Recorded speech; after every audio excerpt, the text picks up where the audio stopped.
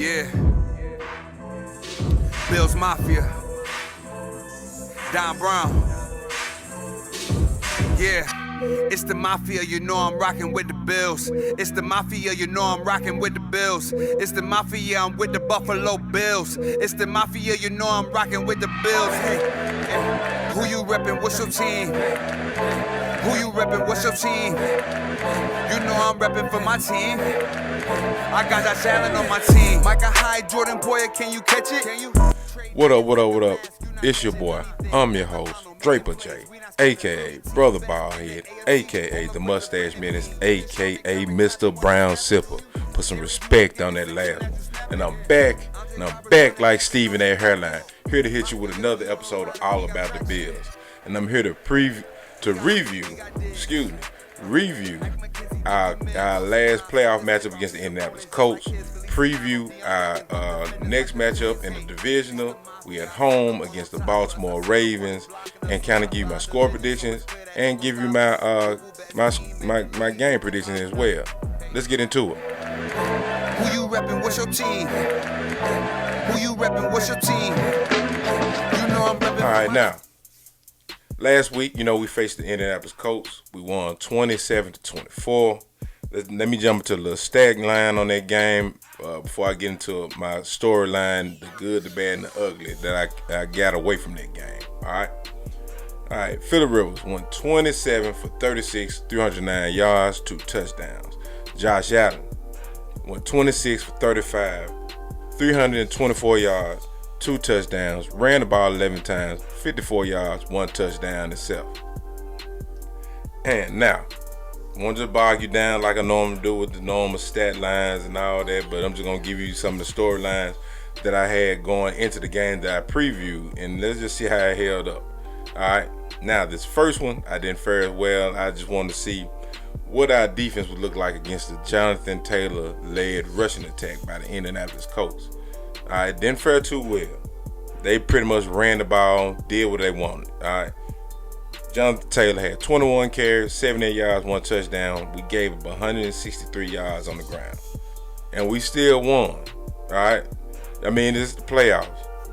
This next matchup, we're going against a team that's heavy run. They run the ball majority of the time. They run to set up the pass. So we're going to have to be able to tighten up on that run defense. We can't let a team that one good running team do what they want. Then now we have another test.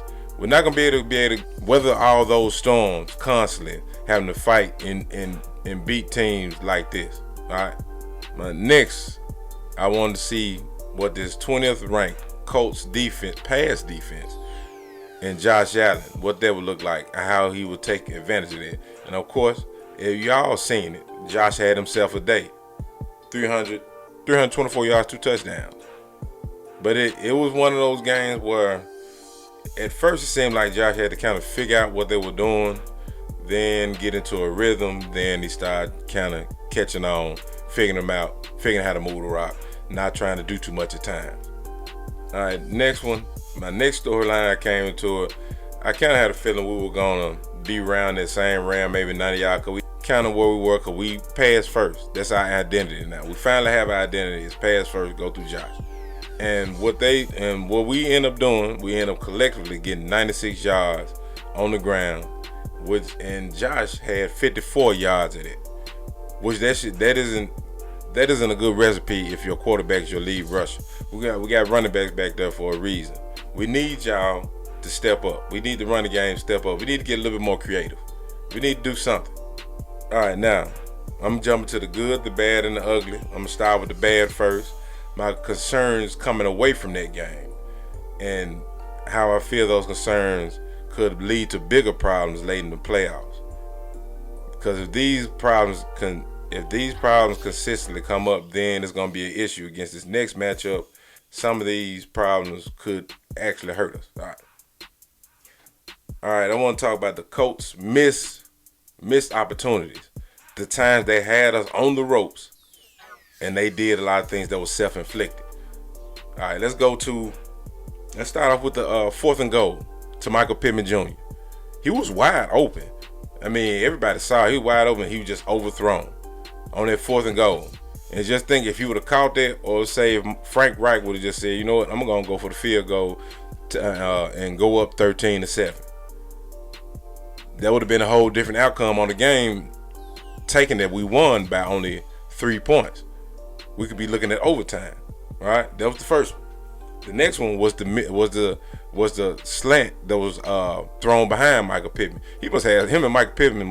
Phillip Rivers and Michael Pittman was just into it at practice or something, because he was kind of missing him off target. He was behind him on that one because he was wide open. It's like right there in that part of our defense. It's like that underneath stuff right there around there, those crossing routes right there around there by the linebackers. It seems like it's something with that. It seems like that's a soft spot for us. Either up the gut running the ball, or just like right there in that little pocket. It seemed like they were kind of getting what they wanted right there all day long. But he missed them on that, which led to the missed field goal, which kept us alive, what gave us a little bit of life, a little bit more momentum. Moving on to this next one, they had 4 drop passes. Now, we're in the playoffs. Teams are not in the position or in the business of helping other teams. They're in the position, they're in the playoffs to help themselves. So moving forward, we cannot have these. We can't have these type of situations, because any one of these situations could have made a butterfly effect over the whole game. It could have been something that could, like that pass that Michael Pittman that was right off his finger, said he would have caught that. That's a touchdown. That could be the difference between us having to fight to come back at the end of the game versus us being up, which we were up. Now don't get so upset at me, but trying to feel like I'm highlighting the bad or the worst of the game. But these are some of the things we had to look forward. We had to look to. I mean, we're playing we had to be championship caliber. We had to play fundamentally sound football. Let me move on to my next one. All right, first this next one is, we didn't get any sacks. We got a little pressure. It wasn't as much. I thought we were gonna be a little bit active. I thought we were gonna get at least about 3 or 4 sacks. This is gonna be our coming out part as far as our defense, but it really didn't come to fruition. We didn't get any turnovers. We didn't do any of that. Our next one, our zone defense discipline has to be a lot better. Let's just think about that touchdown to Jack Doyle. Jack Doyle was wide open, and my guy Trey, that was on him. He's supposed to be playing deep third. He got stuck caught that eye candy, saw something come across his face up front, came down and played that. Jack Doyle did an out and up and went on, and he was back there by himself. Now, a lot of people may look at that play like, oh, that was Matt Milano's man. If it was Milano's man and he just got beat, he would at least been trying to run behind him. It's like he just let him go because he knew he was supposed to have over top help. Either that was a design scheme or something where the safety comes over the top. But to my eyes, it looked like Trey's supposed to be playing deep third and he's supposed to be backing up. Because your man, because he didn't. Anytime you get beat, in Matt Milano's case, if that was his man, he'd have been looking back over his shoulder trying to chase him. If he just got straight up beat, Trey just got caught up in the trash underneath and caught that eye candy. He got fooled with it, and he jumped the route that he probably shouldn't have, instead of just playing back, staying disciplined. And that's how Jack Doyle got that touchdown. Third, my next concern is on this one, on far on the outside, is it seemed like, is it me or did it seem like Smoke and Josh were a little bit off? Smoke and Josh, that's his boy now. That was your number one receiver just a year ago. And I think that was more or less like not having enough time on the field, due to injuries. So I think, hopefully, let's keep them hands together, let's pray that this week, full week of practice or so, practice together and all that good stuff, that they get that, assimilate some of that chemistry, because we're going to need it next week. We're facing a good defense, has 3 good defensive backs from 1 through 3. You know what I'm saying? His next game. And I get into that when I preview that game. But we're going to need that chemistry, because they're going to probably take Diggs away from us. Diggs is going to he's going to have to be a decoy a lot of plays. He's going to make some big plays, because he's a baller. He's a competitor. He's going to want to make a play for his team to help his team. So he's going to make some plays, but we're going to need smoke. We're going to need him to at least help keep that defense a little bit more honest. And, create a little separation, a little something underneath for our guys like Gabe and Cole Beasley and Dawson Knox. Like, next, is it me or like, damn, do they not call delay of games anymore? Because I know I counted at least 3 to 4 times where the clock was 0 and they still let them snap the ball. And then the explanation that the commentator gave, it was like, they give him a half a second more and all that old BS, all that old bull. But he said if the clock goes 0, the ref looks at the clock, then he looks at the ball isn't snapped by then, they blow the whistle. So what, you give them a whole half a second? So what, they might well just change the 40-second clock to 41 seconds or 40 seconds and a half.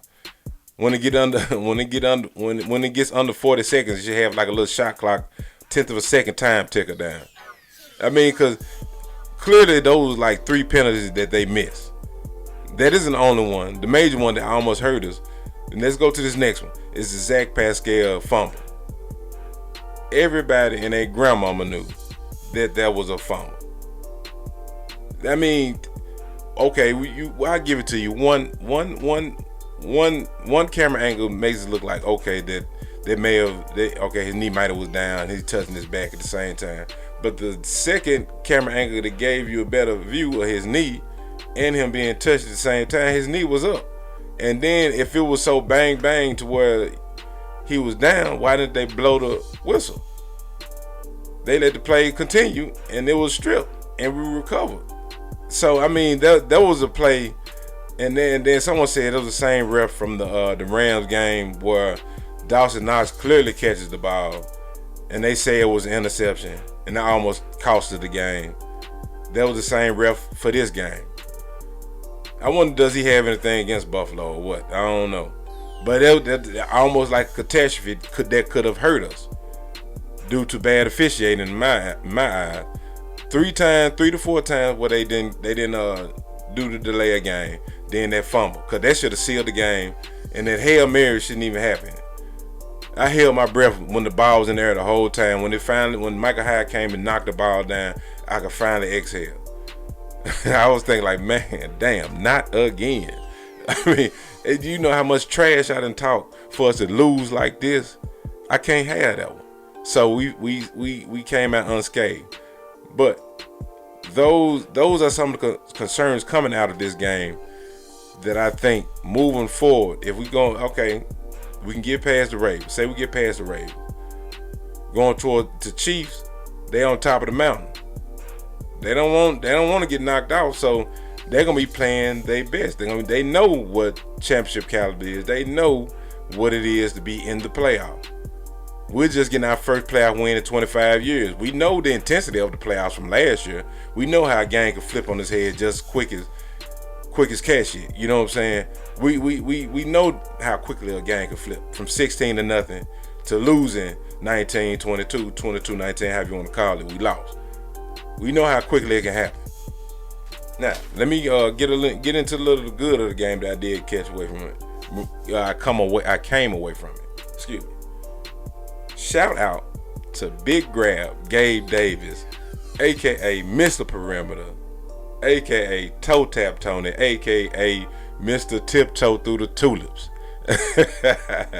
He had 3 big toe drag swag catches. One on the first drive to kind of keep that drive going. It was like a second and long, second, third down, something like that. And then those 2 were very pivotal, even though they had to stop and review it. Those 2 big catches on the sideline where it looked like Josh was just really throwing the ball away, and he helped his quarterback out. And that's what you want out of your receivers. Help your quarterback out. Those 2 big catches were pivotal in us going down, making a drive, giving us a little momentum going into the half to go up 14-10. Now, of course, we all know my guy, Stephon Diggs did 6 catches, 128, 1 touchdown. I think his play, 6 catches, they were big grabs. They were, You got 6 catches, 128 yards. Those are a lot of chunk catches. That helped motivate the rest of the receiving corps. His play, that's what we needed. That's what we were missing in that Houston game last year. Somebody who is going to make a big play for his quarterback when he's in trouble, which he did a lot of times in this game.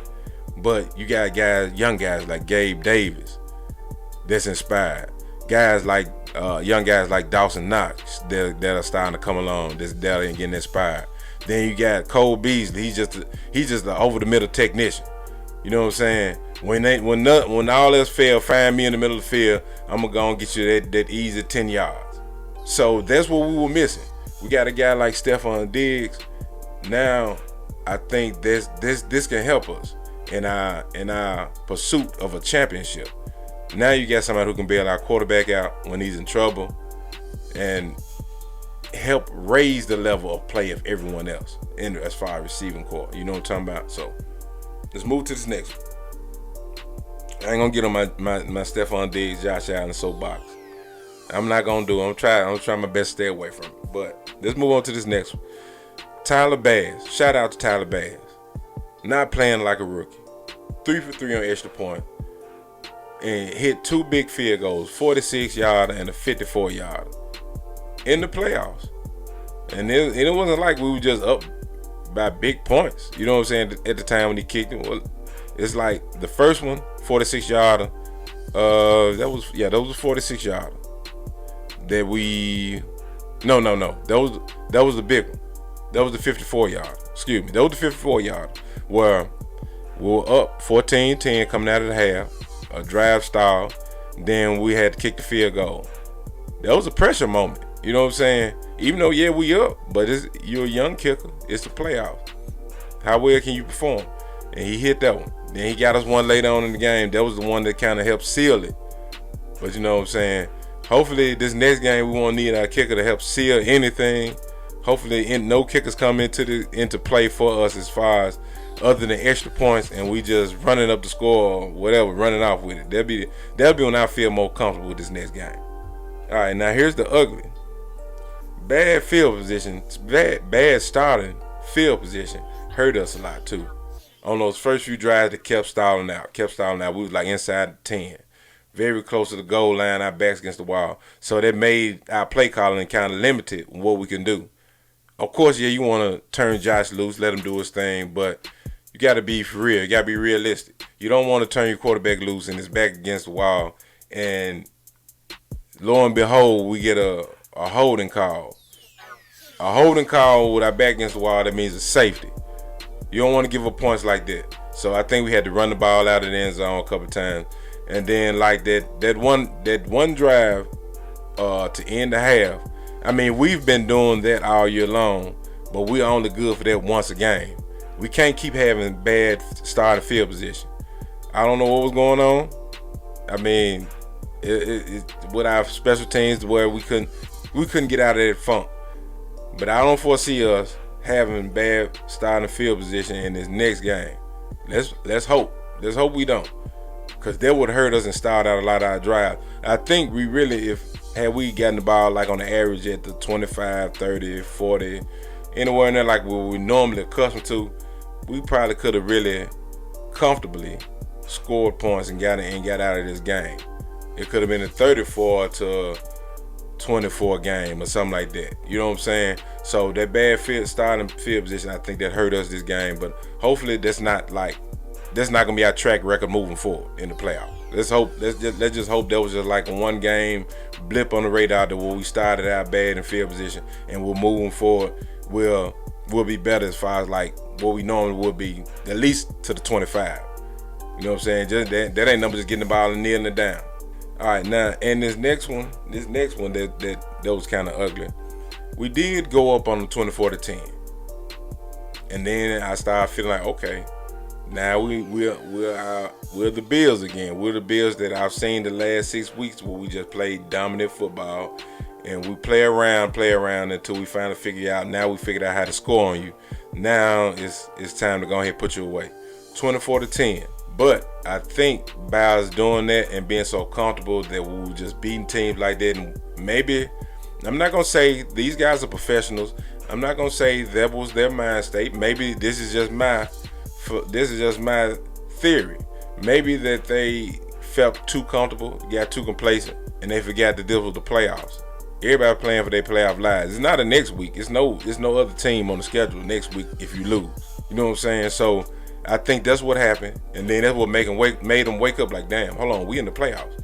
You know what I'm saying? This not week 12. You know what I'm saying? We got a game next week or a bye. You know what I'm saying? We if we lose here, it's over with. So I think that kind of woke them up. And I think the Colts taught us something without beating us. The Colts taught us that it's not over until it's over, until it's reading 3 zeros on the clock. It's not over until the final whistle blows. You know what I'm saying? So I think that's going to make us focus in just a little bit more. You know what I'm saying? I think they already will focus playoff-wise, but that's going to make us focus all the way through. Because anything during the course of a game, anything can happen.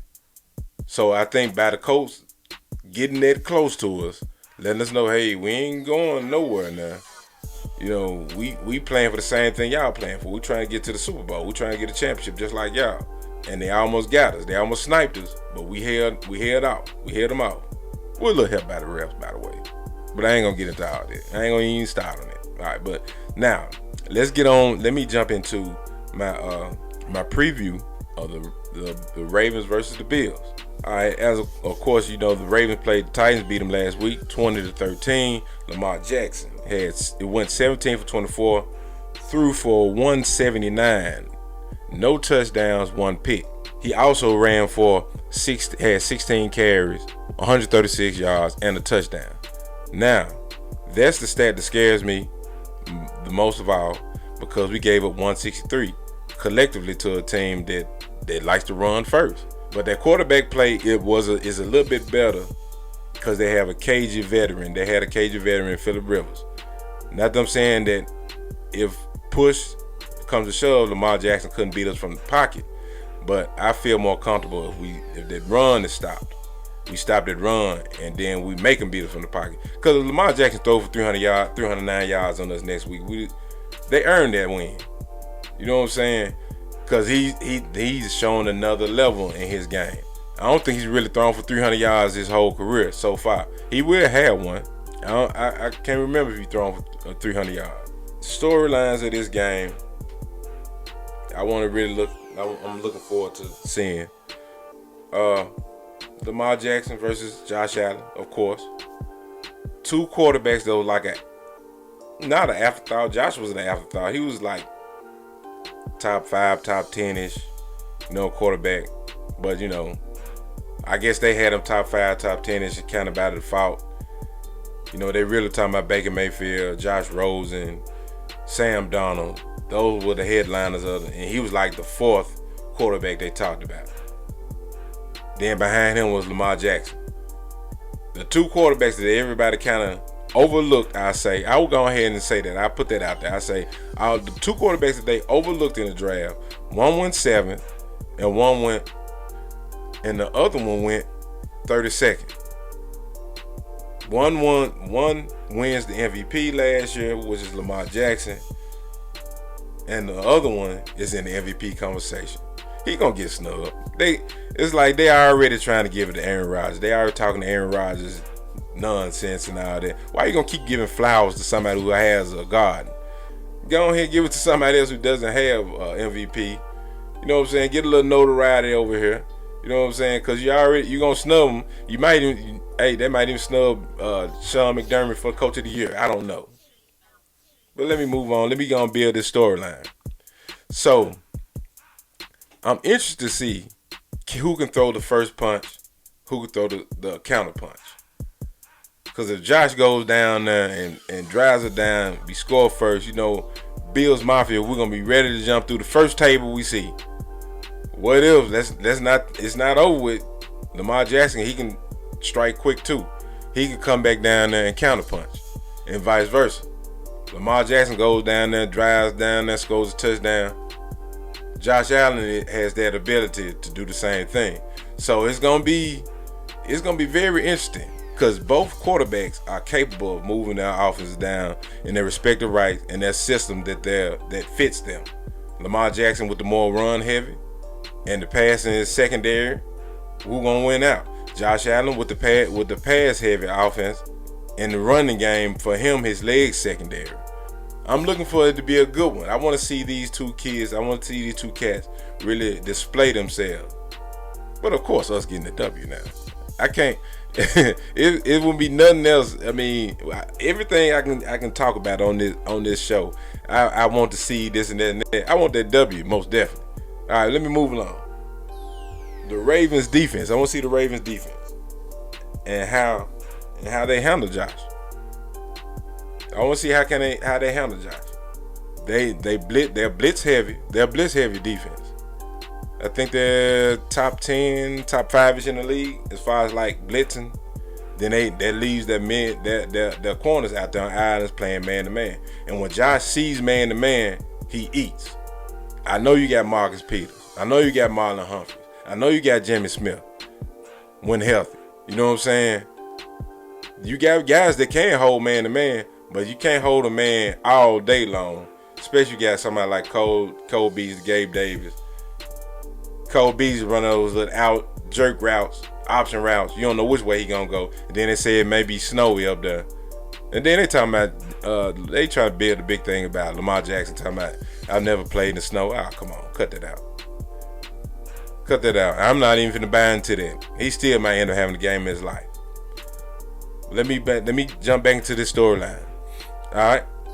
Now their defense right now, playoff wise, ranked first in yardage giving up a game, 209. Third, rush yardage giving up 51. Second, 158 yards giving up in the pass. Now I say to you, that's fool's gold as far as the defense. They only had one game under their belt to show that is that who they really are? Or is it because they were playing an offense that was limited, sort of like how they are, and held and strapped to the run? Is that what is that what was really going on? I mean, because King Henry, that's their offense. If you stop him, you pretty much got the Titans all day long. If you stop him from running all over the field, getting 150 plus yards, you got him. Because Tannehill is not Montana. Tannehill is just a quarterback who just found his niche. You give him a strong run game, he's comparable. He's okay. You know what I'm saying? He's okay quarterback. Now I want to see what Josh does against his defense. Cause like I said, they're like in the top 10, top 5ish when it blitzing on passing down. And Josh has 19 touchdowns, 0 interceptions against the blitz. That means he's at the line checking his protection and all that good stuff. And then, like I said, if he sees blitz, and then if anybody remember last year, that was like a big issue for Josh. When they sent 0 blitz, he didn't have a receiver on the outside that could beat press coverage, beat man coverage, because you had Cole Beasley and John Brown. Cole Beasley is just out across the field catcher. You know what I'm saying? Short to intermediate. That's his game.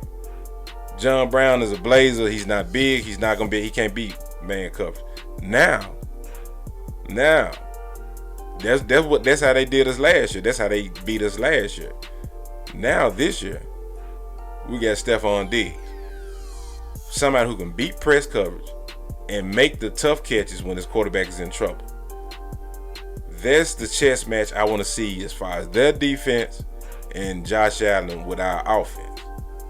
Now, let me move to my next one. Of course, I talked about the two quarterbacks. At the beginning, talked about Josh Allen versus their defense. Now, of course, you know that I'm talking about our defense performing against Lamar Jackson. This game right here, our defensive line is going to have to hold the gap integrity all game long. You can't bite the cheese. You can't be like a little rat, see the cheese run across your face, go, with the read option. That's what you'll have to hold your gap until you're for certain that the ball is about to break the line of scrimmage. Then, and go to the point of attack. Our linebackers, they're going to have to be woke this whole game. Matt Milano can't be out here getting his ankles broke this game. They played that all summer long. You know what I'm saying? Matt Milano out here, number 58, if anybody remember, for my casual football fan. He got his ankles broke last year. Can't have that happen this year. So, what I think our game plan needs to be, we need to stack the box, guard the seams, because that's what he likes to throw to those tight ends and those seam routes. And like I said, we have an issue with those crossing routes. We can't be giving up big plays like we gave up a big play to Hurst, the tight end they had last year. That was like a backbreaker play. We bit the cheese. We saw the zone, the read option, bit the cheese, stepped up. Tight end came right behind us, caught it and ran forever for the touchdown. Tight end. How we gonna let a tight end outrun our secondary? All right, we can't have that happening. So we're gonna have to guard those seams where he likes to throw to Mark Andrews, and we're gonna have to stack the box and play very sound discipline up front. We're gonna have to play gap integrity, be very sound and discipline up front, and then make him throw outside the hashes. Because if you know this, you know that Lamar Jackson, his weakness is those out routes. But it seems like they're starting to create a little pass game to where if it's not the seams, it's like to the big fullback. He's 300 pounds. Ricard. Pat Ricard. I didn't know he was even 300 something pounds. Damn, that's a big boy. But anyway, yeah, it's like they're trying to create a pass game to where he can just get the ball out of his hand into the flat to and maybe even look out for some screen action. Don't even get sucked up in that screen action, because we were kind of getting gashed with the Colts in that same screen action last week. So, but I'm willing to bet money if we stack the box, hold him in that pocket, and if he does break the pocket, funnel him. Don't just let him pick and choose whichever one he want to run. Funnel him to something and have somebody there. Have an answer there. Don't let him don't let him find his own answers in our defense. When he picks and choose which way he want to go, we need to have an answer on the other side to his answer. We need to have somebody ready to wrap up. And then none of this old stuff we've been doing, old contact, not half wrapping up, because a guy like that is kind of light on his feet, they're real shifty. You pop him, he gonna bounce up off of it and keep on and take it down the field another 80 yards. I'd rather you do the opposite of, like, if we playing a big back like Henry. You know, you take them legs out. I'd rather us bear hug him. Hey, bear hug him until the rest of the help get there. That's the only way you know he can't move. Bear hug him and lay down or something. Because if he gets out, if we're trying to do that, just trying to hit him hard and make him fall, now you're gonna have to wrap up. We got to wrap up. So let me move to my next one. I want to know, in this game, can Josh learn from his last year mistakes? What I mean by, everybody, they keep talking about it, but he threw the lateral, trying to make too much out of nothing. Can he not try to play hero ball? That almost got us in this Colts game where he was holding the ball, trying to make a play happen, and the play never developed, and he's just going back and gets sacked and he fumbles. Can he learn from those mistakes? He's shown that he won't make that mistake again, but he'll make a similar mistake trying to do the same thing in another game. We know that. We Bills fans, we've seen it happen. Can he learn from that mistake? He's going to have to play a little bit sound. You can't fumble the ball in this game. When it's not there, don't try to make nothing happen. If you can't scramble, throw the ball away. There's none of that. Then go back to the Colts game. It's that one play where he was running outside the pocket. Instead of him throwing the ball away, he runs out of bounds. You just took a 2-3 yard loss for nothing. This isn't the regular season, but he's young. I know we want the world from him right now because he's excelling. So he's young. So we're going to have to, those are growing pains, but hopefully those type of things don't rear their ugly head in this game. We don't need it this week. All right, now let me move on to my game prediction. Game prediction. All right, now I predict in this game, Josh. It's the playoffs. No more low balling by me. Hey, shit. I'm just gonna go ahead and go. I'm gonna go ahead. No more low balling. 300 plus yards in the air. 60, 70 plus yards on the ground. Because I think he's gonna be a big part of our passing. I mean, of course, passing. A big part of our rushing offense. Like I said, we lost Zach Moss. We don't have that 1-2 combo with him and Devin Singletary, which we really leaned on Josh anyway. So it's gonna really be more relying on him. Devontae Freeman, if they call him up, or if they decide to bring up Antonio Williams. As long as we got somebody kind of take the pressure off Josh to where he isn't like the primary guy. But I think he's gonna have that game. He's gonna display to the world that he can run too. He got wheels just like Lamar. Not as dynamic though. I'm not even gonna front like he's just as dynamic. One is like a Lamborghini, but one is like a Lamborghini and one is like a muscle car.